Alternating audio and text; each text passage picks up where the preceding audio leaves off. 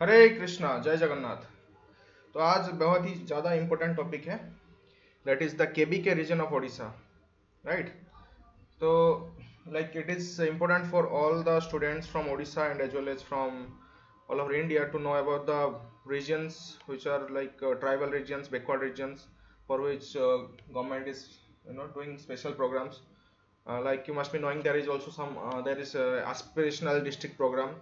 तो 112 डिस्ट्रिक्ट्स है जो कि बहुत ही ज़्यादा बैकवर्ड है, उसके लिए भी हमारा यूनियन गवर्नमेंट की तरफ से प्रोग्राम्स है. Similarly there is a very backward region in Odisha that is called KBK. So most of the people may be knowing what is KBK. So they may be aware of the like K for Koraput, B for Balangir and K for Kolahandi. So this is the actually undivided जो district था, right. तो पहले जैसे जब Orissa state बना था, right, जब आज लाइक उत्कल दिवस है, आप सब जानते होंगे. सो happy Utkal Divas to all of you also. तो जब 1 अप्रैल 1936 में आपका क्या हुआ, उड़ीसा बना, राइट. उड़ीसा जो बिहार से अलग होके after the Government of India Act 1935, so Bihar से उड़ीसा अलग हो गया. So Bihar and Orissa became two different और separate provinces under British India, जो कि 1936 में हुआ था 1 अप्रैल को. लेकिन आफ्टर इंडिपेंडेंस जो बाकी जो 25 आई थिंक 24 या 24 गडजट्स था, गडजट जो कि प्रिंसली स्टेट्स बोलते हैं, ये मैं डिस्कस किया हुआ था ऑलरेडी. अगर आप मेडिवल ओडिशा हिस्ट्री में जाएंगे मेरे वीडियोस में, वहाँ पे ऑलरेडी मैं डिस्कस किया हूँ. तो वो जो है क्या होता है, तो जो ब्रिटिश उड़ीसा था एंड जो आपका 24 था प्रिंसली स्टेट, वो दोनों मिलके उड़ीसा बनता है. तो तभी क्या होता है, 13 रहता था, 13 districts. Okay, initially there was 13 districts in Orissa, है ना. आफ्टर इंडिपेंडेंस 1947 के बाद, जब 1950 लास्ट प्रिंसली स्टेट टू जो लास्ट प्रिंसली स्टेट ऐड हुआ था वो है मयूरभंज डिस्ट्रिक्ट, ठीक है, जो 1949 में ऐड हुआ था. बाकी 1948 तक सब ऐड हो गए थे. तो मयूरभंज ऐड होने के बाद 13 डिस्ट्रिक्ट थे, है ना. तो 13 डिस्ट्रिक्ट क्या क्या था, there is a formula you must be knowing, कसुमो बाबा कड़े गप्पू का सफू को, यू नो. तो ये 13 डिस्ट्रिक्ट है. तो बाद में धीरे धीरे क्या होता है, सेपरेट होता है, डिवीजन होता है, फाइनली 30 डिस्ट्रिक्ट बन जाता है. तो जो के बी के है, ये पहले था old district of Koraput, Bolangir and Kalahandi. तो उसमें से कोरापुट से निकला 3 और डिस्ट्रिक्ट, तो 4 हो गए टोटल. बोलांगीर से और एक निकला तो 2, और कोलाहांडी से और एक नुआपड़ा निकला, तो हो गया कितना, और 2. तो टोटल 3 में से 8 हो गया, ठीक है. तो पहले क्या था, तो कोरापुट से जैसे देख सकते हैं यहाँ पे कोरापुट, रायगढ़, मलकानगिरी, नवरंगपुर. तो यहाँ पे कोरापुट है अभी करंट. अगर आप उड़ीसा का फिजिकल मैप देखेंगे अभी, सॉरी पॉलिटिकल मैप, तो कोरापुट यहाँ पे देखिए, कोरापुट साउदर्न एरिया में है. तो यहाँ से तो पहले कोरापुट, मलकानगिरी, रायगढ़ और नवरंगपुर, ये चारों 1 2 3 4 मिलके एक ही डिस्ट्रिक्ट था. Such a big district. Okay, तो this was the undivided Koraput district. Then आपका जो कोलाहांडी है, कोलाहांडी जो है वो नुआपड़ा के साथ मिलके था, मतलब Nuapada and Kalahandi was there, that was a big district also. So Nuapada निकला कहाँ से, कोलाहांडी से निकला, ठीक है. और सोनपुर और सुवर्णपुर जिसको बोलते हैं, वो निकला कहाँ से, बोलांगीर से, ठीक है. तो ये पूरा जो देख रहे हो southern and western Odisha, south west you can say, south west Odisha region जो बहुत ही ज़्यादा अनडेवलप्ड रीजन है, ठीक है. तो ये जो था केबी के रीजन बोलते हैं, और ओल्ड केबी के डिस्ट्रिक्ट्स. करेंटली कितना डिस्ट्रिक्ट हो गया, 8 डिस्ट्रिक्ट. तो कहाँ से क्या निकला वो भी याद रख सकते हो आप. ये सब चीज़ हो गया था आपका 1990s में. Okay, so let's start. So some introduction from about Kabika districts. The all districts of Koraput, Bolangir and Kolahandi, ठीक है. There is another कोलाहांडी, एक कंधमाल करके भी डिस्ट्रिक्ट है, उसको ऐड मत कर देना इसमें, ठीक है. तो Koraput, Bolangir and Kalahandi are the old districts. Since 1990 to 93 they are divided into 8 districts, जो कि मैं ऑलरेडी आपको मैप में दिखा दिया, राइट. तो कोरापुट से क्या निकला, मलकानगिरी, नवरंगपुर एंड रायगढ़. बोलांगीर से निकला सुवर्णपुर, कोलाहांडी से निकला Nuapada. These 8 districts comprise of 14 सब डिविजन्स. आपको जैसे पता होगा जो डिस्ट्रिक्ट होता है वो कुछ सब डिवीजन में डिवाइड होता है, ठीक है. तो ये 8 डिस्ट्रिक्ट में 14 सब डिविजन्स है. अच्छा, मुझे बताओ कि उड़ीसा में कितना सब डिविजन्स है एंड कितना तहसील है एंड कितना ब्लॉक है पूरा उड़ीसा में, ठीक है. सब डिवीजन को जैसे जैसे आपका डिस्ट्रिक्ट के रहते हैं एडमिनिस्ट्रेटिव डिस्ट्रिक्ट कलेक्टर, ऐसे सब डिवीजन के हेड रहते हैं कौन, सब कलेक्टर और डिप्टी कलेक्टर बोलते हैं, है ना. और जैसे एसपी रहते हैं डिस्ट्रिक्ट के, और यहाँ पे सब डिवीजन में रहते हैं आपके डीएसपी, डीवाईएसपी बोलते हैं.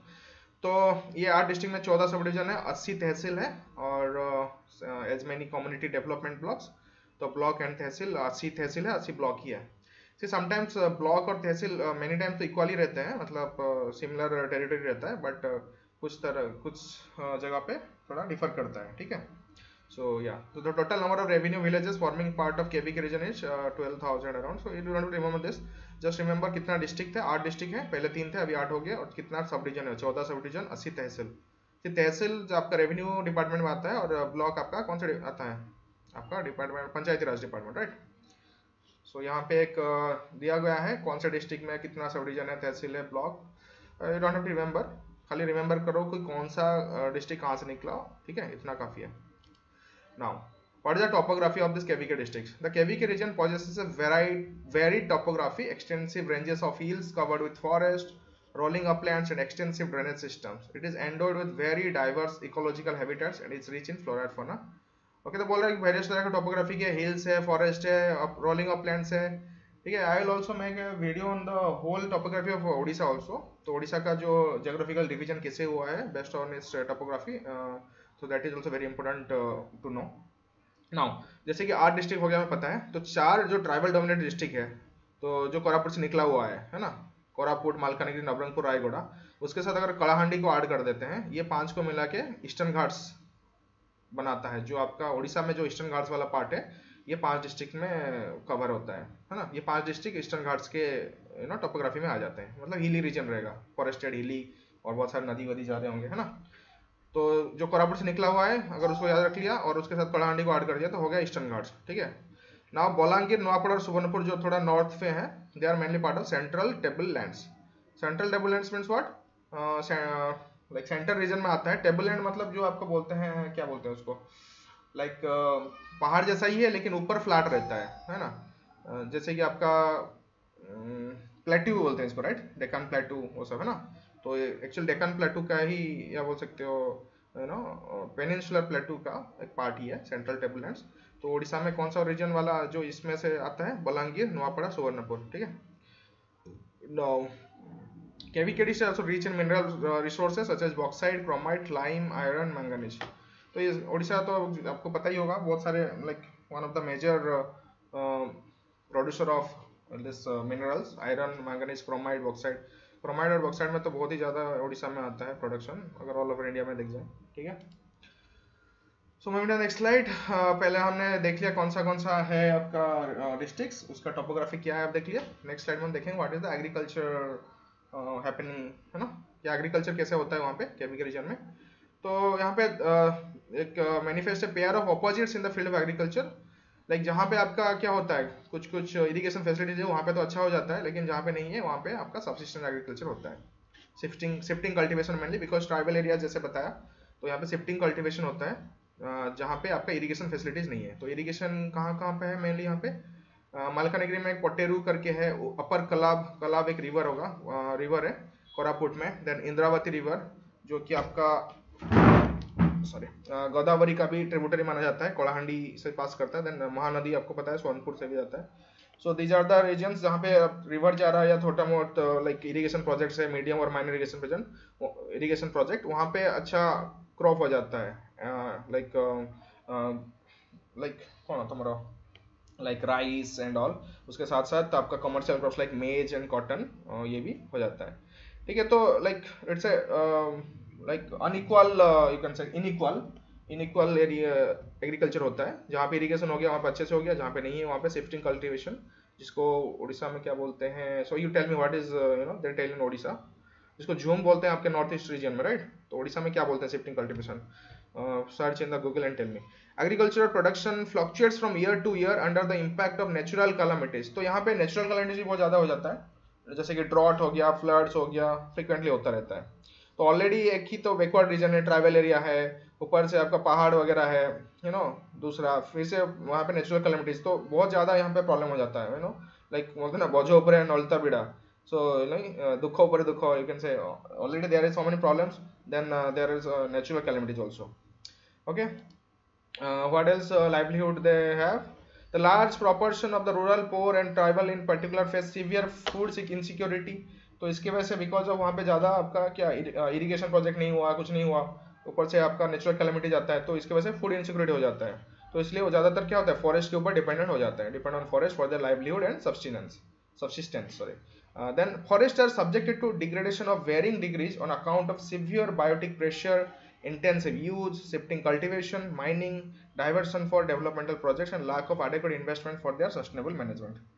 तो फॉरेस्ट के ऊपर तो एक डिपेंडेंट है, ऊपर से फॉरेस्ट के ऊपर बहुत ज़्यादा प्रेशर पड़ रहा है, आपको पता होगा, है ना। लोग वहाँ पे धीरे धीरे माइग्रेट कर रहे हैं बाहर के लोग, देन वहाँ का डिफोरेस्टेशन हो रहा है, माइनिंग हो रहा है और डेवलपमेंटल प्रोजेक्ट्स हो रहा है, तो इसकी वजह से भी उनका जो लाइवलीहुड में उसको भी अफेक्ट कर रहा है, ठीक है।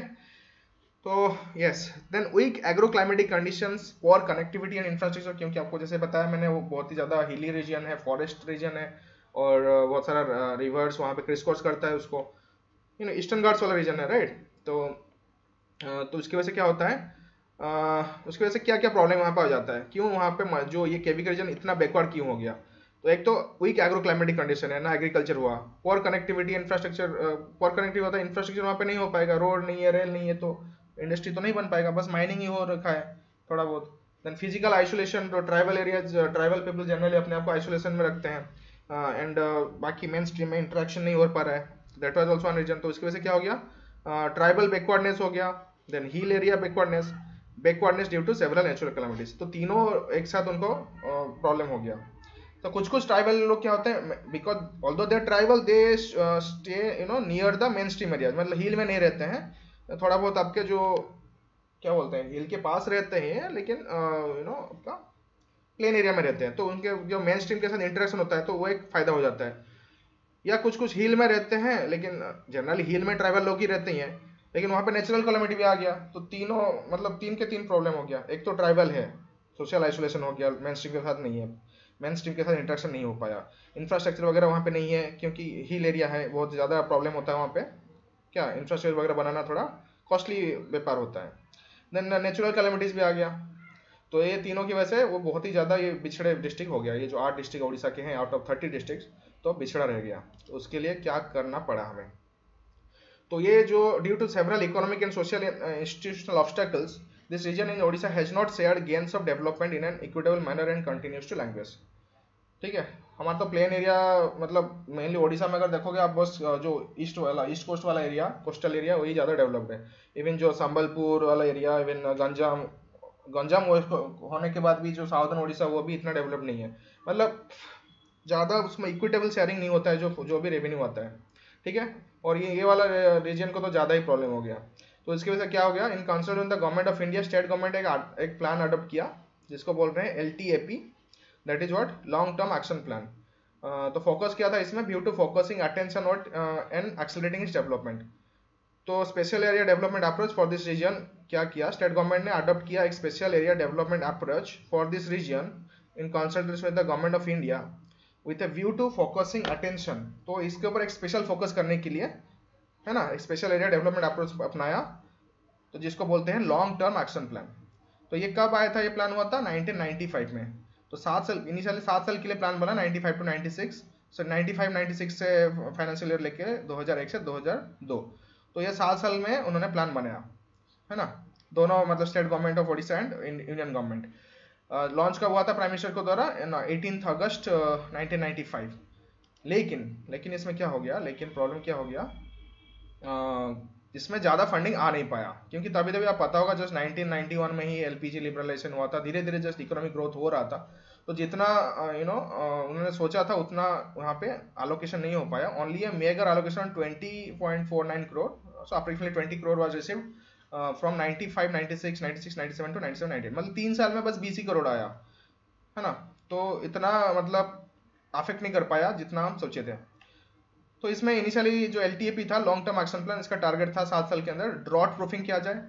तो बेसिकली पहाड़ को तो आप ट्राइबल कल्चर तो इतना जल्दी चेंज नहीं कर सकते, लेकिन उनको नेचुरल कैलामिटीज जो हो रहा है उसमें थोड़ा बहुत रिलीफ दे सकते हो बाय ड्रॉट प्रूफिंग, मतलब वहाँ पे इरिगेशन फैसिलिटी करके and some other kind of protection by giving like थोड़ा उनको जो आपका हाइब्रिड एग्रीकल्चर वगैरह सिखा के ये सब चीज़ कर सकते थे। तो इनिशियल टारगेट था ड्रॉट प्रूफिंग किया जाए, तो इरिगेशन वगैरह करके, हाइब्रिड सीड्स वगैरह देके, fertiliser, and poverty alleviation, development saturation. तो पॉवर्टी एलिवेशन किया जाए एंड डेवलपमेंट सैचुरेशन किया जाए, मतलब बाकी रीजन के साथ उनको मिलाया जाए। तो ये टारगेट था, लेकिन 3 साल के अंदर ही 20 करोड़ ही आया, तो उसमें कुछ ज़्यादा कुछ हो नहीं पाया। तो ये जो इनिशियली प्लान था LTAP उतना काम का नहीं हुआ। तो इसके बाद एक RLTAP आया, revise long term action plan, RLTAP। तो ये आपका 1998 में आया आफ्टर दिस 3 years। तो ये थोड़ा अच्छे से चला। The project invest to an integrated approach for speeding up. तो ये एक इंटीग्रेटेड अप्रोच अपनाया for speeding up the socio economic development of the KPK region by synergising effectively various developmental activities and schemes under implementation both in central as well as state sectors. तो जैसे कि आपको पता होगा बहुत centre and state का बहुत सारे स्कीम्स होता है। तो इन्होंने क्या किया, RLTAP के अंडर जितना सेंट्रल प्रोग्राम था, central sponsored scheme, central sector scheme या स्टेट सेक्टर स्कीम, सबको मिलाया और उसके साथ साथ अपना जो एडिशनल था असिस्टेंस उसको भी मिलाया और ये प्रोग्राम इम्प्लीमेंट किया। तो इससे ये थोड़ा फायदा हो गया। तो इसके अंडर क्या हो गया, इसके साथ साथ RLTAP के साथ साथ जो आपका क्या हो गया, additional central assistance and special central assistance आया। तो जो यूनियन गवर्नमेंट क्या है, तो बिछड़े वाले डिस्ट्रिक्ट होते हैं उसके लिए कुछ स्पेशल असिस्टेंस देता है, जिसको बोलते हैं एडिशनल सेंट्रल असिस्टेंस और स्पेशल सेंट्रल असिस्टेंस। ठीक है, हमें आपको पता ही होगा लाइक जो सेंटर होता है वो आपका फाइनेंस कमीशन के पहले आपका प्लानिंग कमीशन भी होता था। तो फाइनेंस कमीशन के जो रिकमेंडेशन के हिसाब से जो प्रेसिडेंट उनको बोलते हैं उसी हिसाब से डिवोल्यूशन होता है फंड का। तो अभी करंटली आपका 15th फाइनेंस कमीशन चल रहा है, आपको पता ही होगा 2020-21 से, है ना।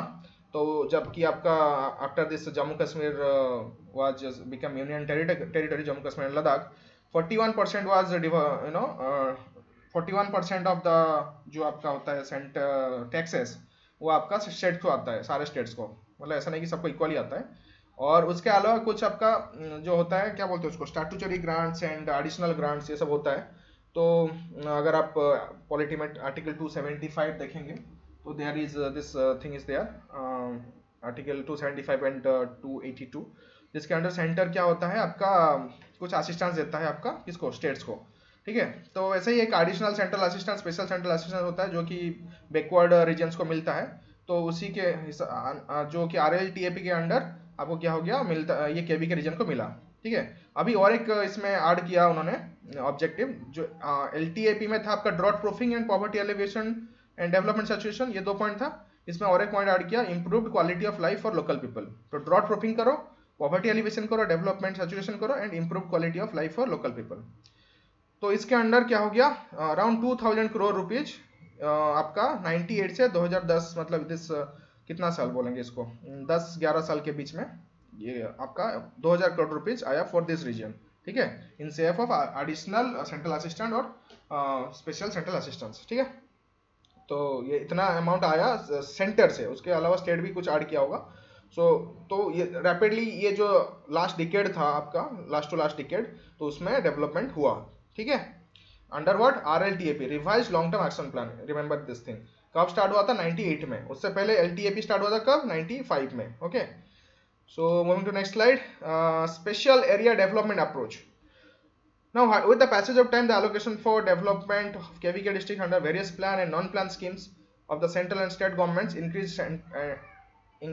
entailing visibility of development interventions. Okay, तो कौन सा प्लान आपका KVK रीजन में अप्लाई हो गया, एक तो LTAP पढ़े थे जो बाद में चेंज हो गया, RLTAP हो गया, revise long term action plan, जिसमें 2000 करोड़ रुपया आया आपका with in a decade, 11-10 years।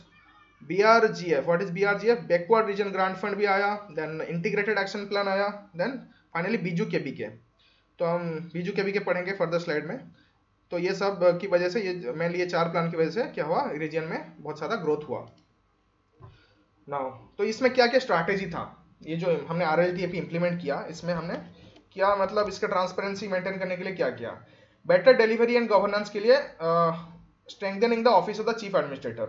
तो चीफ एडमिनिस्ट्रेटर जो है उनको उसका अपॉइंटमेंट किया जाता है। तो a very senior IAS officer has been posted as the chief administrator for the special area development of KPK project, with headquarter कहाँ पे, यहाँ पे कोरापुट में डाल दिया।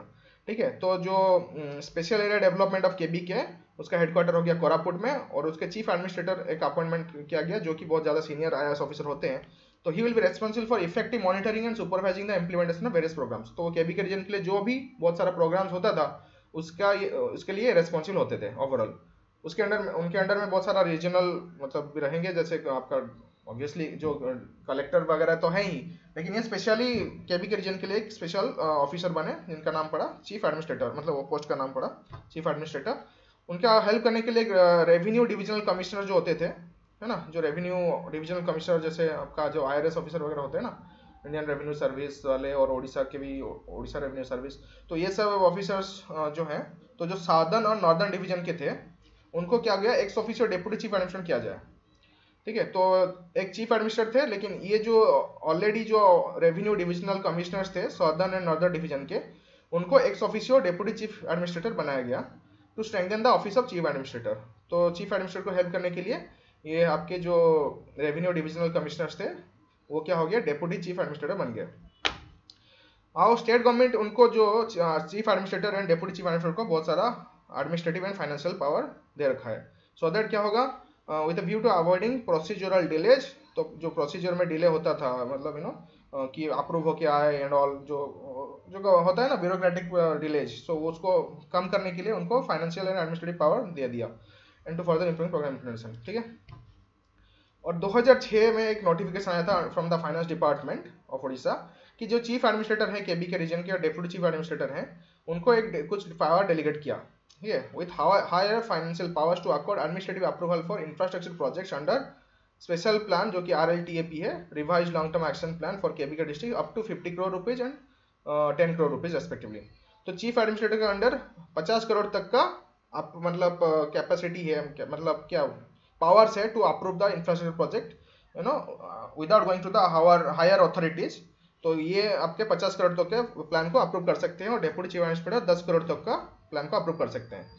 और जो केबी के डिस्ट्रिक्ट जो 8 डिस्ट्रिक्ट है उसके जो कलेक्टर है उनके पास भी 2 करोड़ रुपये तक का प्लान है। ठीक है, तो ये सब आपका फाइनेंशियल पावर आ गया कब से, 2006 के नोटिफिकेशन के बाद। नाउ द केबी के collectors have also been made responsible for effective implementation of RLTAP।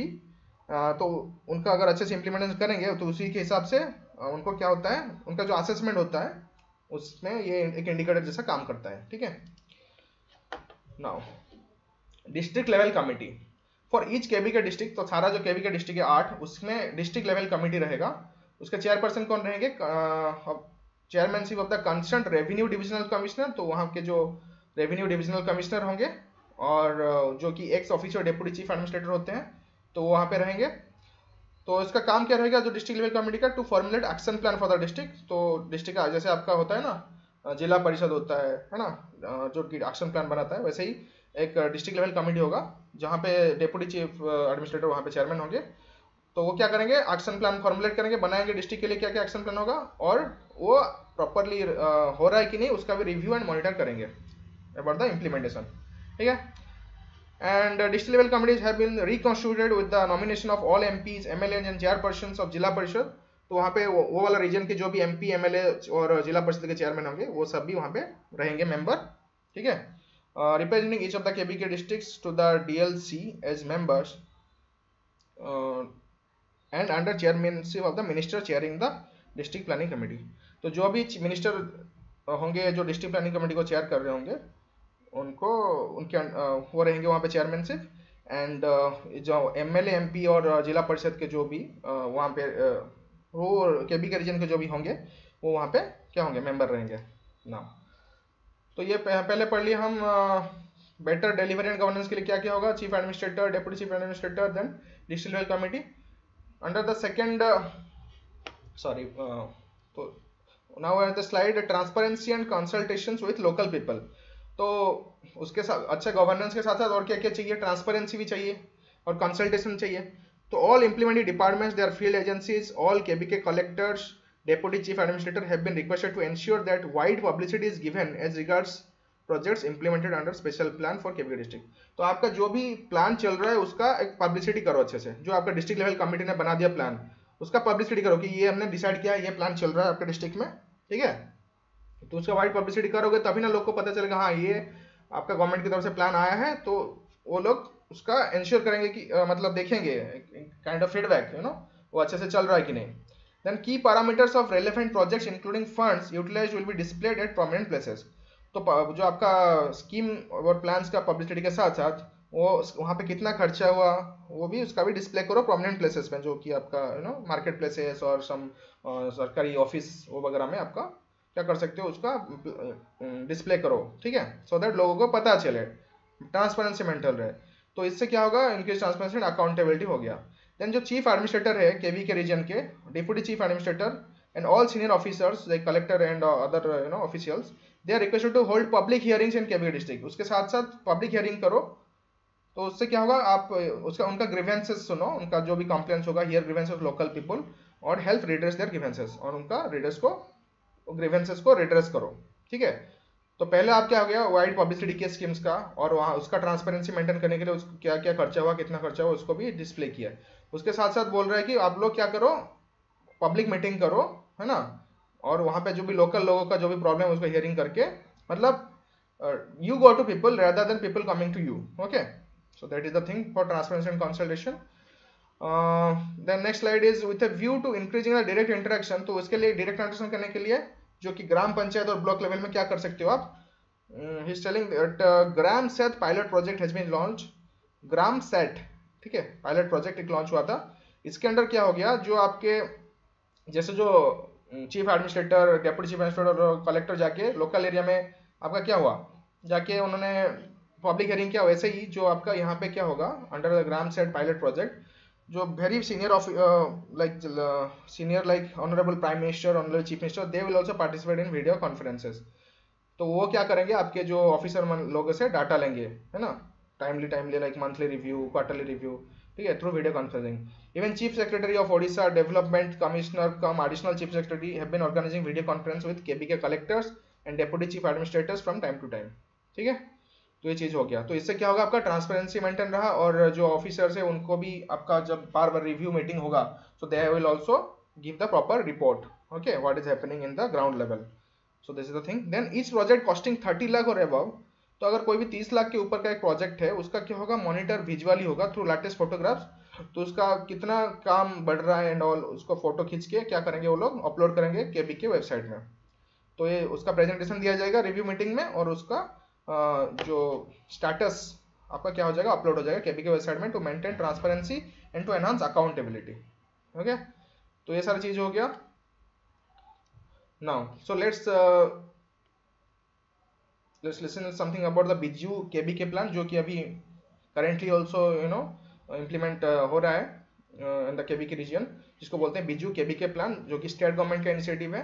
तो under to give the tribute to Biju Patnaik, who was our late chief minister of Odisha, so he was instrumental for first to conceive the LTAP, जो long term action plan था 1995 96 में, उसके लिए वो instrumental थे। उनको tribute देने के लिए बिजू केबी के प्लान हुआ। तो initiative of the state government for upscaling public investment and strengthening RLTAP implemented on a pilot basis in a modest manner initially during 2006 to 7 and full fledge manner में कब हुआ, after 2007 onwards. जो pilot project अच्छे से काम किया तो 2007 के बाद से आपका एनुअली 120 करोड़ उन्होंने स्टेट गवर्नमेंट की तरफ से जाता था फॉर बिजू केबी के plan. Then after delinking of special central assistance, जैसे अभी जो हम पढ़े थे 1998 के बाद से जो RLTAP आया, तो स्पेशल सेंट्रल असिस्टेंस के अनुसार हम पढ़े थे कि 10-11 साल के अंदर 2000 करोड़ आया था। लेकिन ये चीज़ क्या हो गया, 2015 के बाद से डी लिंक हो गया, तो उसके अनुसार पैसा नहीं आया दिस रीजन से, इसको इसीलिए वो जो गैप है उसको ब्रिज करने के लिए और एडिशनल 130 करोड़ अलर्ट हुआ। तो अभी 250 crore annually under the Biju KB के प्लान अलर्ट होता है 2015 के बाद से to the KB K region of Odisha, okay. So this is all about the KB K region of Odisha, and I took reference from this websites odisha.gov.in and kbk.nic.in. So you can visit this website, very nicely they have they have put all the pictures, what all the tribes of the regions, around 32 tribes from in the KBK region, what are their lifestyle and what are the terminology they use, so these are things are mentioned there. So I have included whatever is the main points here.